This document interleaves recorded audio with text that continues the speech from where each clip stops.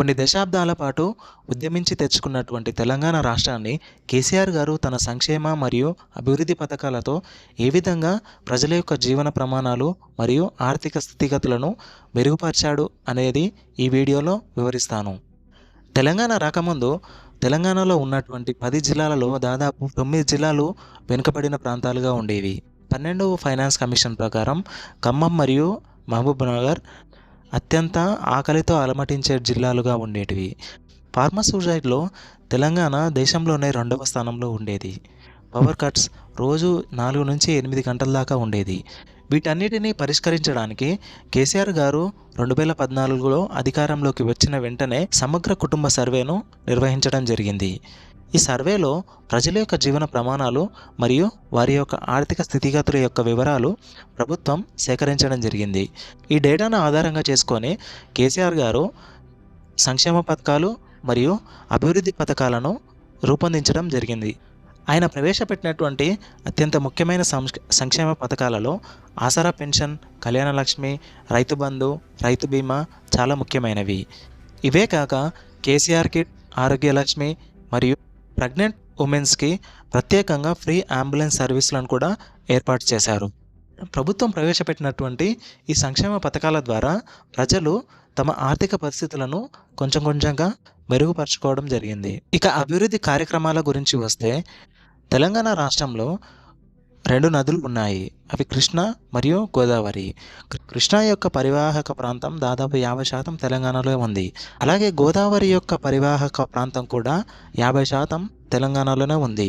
కానీ తెలంగాణ రైతులకు మాత్రం ఆ నీటిని ఉపయోగించుకోవడానికి వీలు లేకుండా ఉండేది. తెలంగాణ ప్రాంతం దాదాపు 70% దక్కన్ పీఠభూమిలోనే ఉండడం జరిగింది. అందువల్ల నీళ్లు నిలిచేవి కావు. ఈ సమస్యను పరిష్కరించడానికే కేసీఆర్ గారు ఉత్తర తెలంగాణలో కాళేశ్వరం లిఫ్ట్ ఇరిగేషన్ ప్రాజెక్ట్ని చేపట్టారు. అలాగే దక్షిణ తెలంగాణలో పాలమూరు రంగారెడ్డి ఎత్తిపోతల పథకాన్ని కూడా చేపట్టడం జరిగింది. కాళేశ్వరం లిఫ్ట్ ఇరిగేషన్ ప్రాజెక్ట్ ద్వారా ఉత్తర తెలంగాణలో దాదాపు 36 లక్షల ఎకరాలకు సాగునీరు ఇవ్వడం జరిగింది. పాలమూరు రంగారెడ్డి దాదాపు సగం ప్రాజెక్ట్ కంప్లీట్ అయ్యింది. ఉమ్మడి ఆంధ్రప్రదేశ్ రాష్ట్రంలో శంకుస్థాపన చేసి పెండింగ్లో ఉన్నటువంటి చాలా ప్రాజెక్టులకి భారీ మొత్తంలో నిధులు కేటాయించి వాటిని కంప్లీట్ చేయడం జరిగింది. తెలంగాణలో ఉన్నటువంటి దాదాపు 45,000 చెరువులను మరమ్మతు చేయడానికి ప్రభుత్వం మిషన్ కాకతీయ పథకాన్ని ప్రవేశపెట్టింది. ఈ పథకం అమలు జరిగిన తర్వాత దాదాపు తెలంగాణలో భూగర్భ జలాల మట్టం చాలా వరకు పెరిగింది. అలాగే ఈ చెరువులలో చేపల పెంపకం కూడా చేపడుతున్నారు.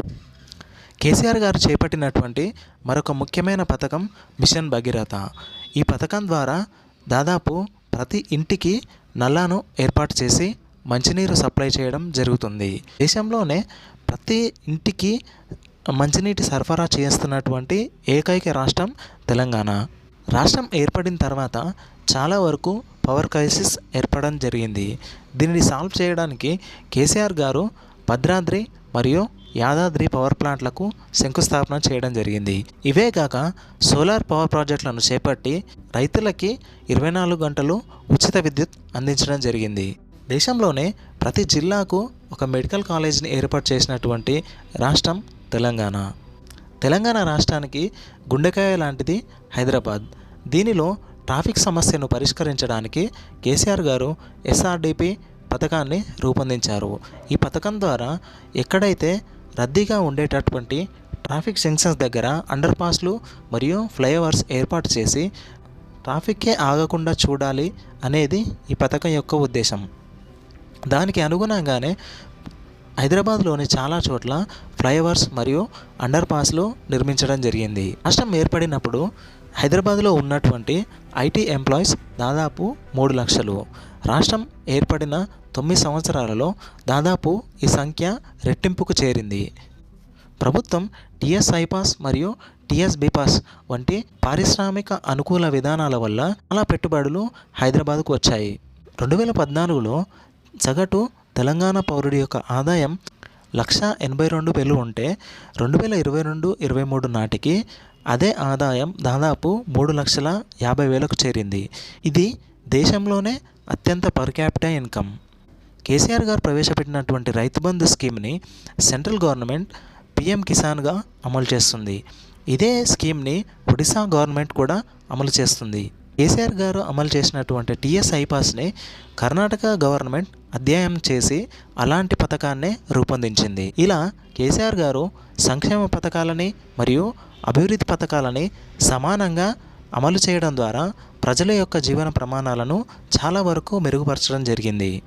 అందుకే కేసీఆర్ గారు తెలంగాణ ప్రజల గుండెల్లో ప్రత్యేక స్థానాన్ని ఏర్పాటు చేసుకోగలిగారు. ఇన్ని అద్భుతమైన పథకాలు అమలు చేసినటువంటి కేసీఆర్ గారు గత సంవత్సరం జరిగినటువంటి ఎన్నికల్లో ఎందుకు ఓడిపోయారో కారణాలు తెలుసుకోవాలంటే ఈ వీడియోకు లైక్ చేసి కామెంట్ సెక్షన్లో జై తెలంగాణ అని కామెంట్ చేయండి. కేసీఆర్ గారు ఓడిపోవడానికి గల కారణాలను వీడియో రూపంలో మీకు అందిస్తాను. Thank you.